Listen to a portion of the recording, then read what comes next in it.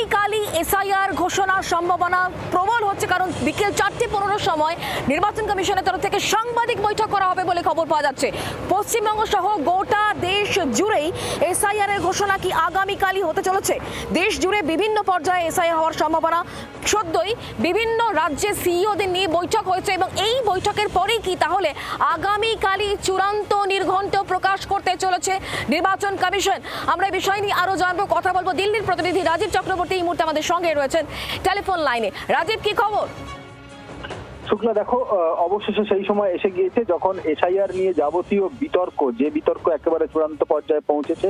সেই বিষয়ে নির্বাচন কমিশন তাদের সিদ্ধান্ত জানাতে চলেছে। বাংলা সহ অর্থাৎ পশ্চিমবঙ্গ সহ সমগ্র দেশ জুড়ে এসআইআর করতে চলেছে নির্বাচন কমিশন, এমনটাই কিন্তু তারা দেশের সর্বোচ্চ আদালতে জানিয়েছে, এমনটাই তারা বিভিন্ন সময় সাংবাদিকদেরও জানিয়েছে। এবং আগামীকাল বিকেল 4:15 দিল্লিতে বিজ্ঞান ভবনে সাংবাদিক সম্মেলনের আমন্ত্রণ জানানো হয়েছে এবং এই সাংবাদিক সম্মেলন মনে করা হচ্ছে এসআইআর এর নির্ঘণ্ট ঘোষণা করবার জন্যই।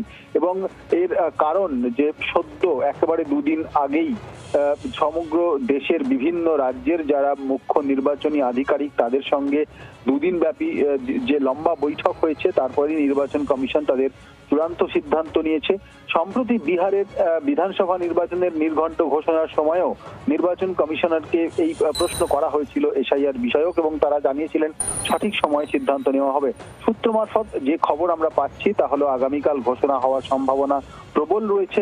সেখানে পশ্চিমবঙ্গ সহ বিভিন্ন রাজ্যে এক সঙ্গেই এসআইআর হবে এবং সেক্ষেত্রে ধাপে ধাপে হবে, অর্থাৎ একেবারে পর্যায়ক্রমে ফেজ ওয়াইজ এই এসআইআর এর নির্ঘণ্ট আগামীকাল ঘোষণা করা হতে পারে। বিকেল 4:15 দিল্লির বিজ্ঞান ভবনে নির্বাচন কমিশন সাংবাদিকদের মুখোমুখি হবে। বাংলার আওয়াজ, বাঙালির আবেগ, জি 24 ঘন্টা।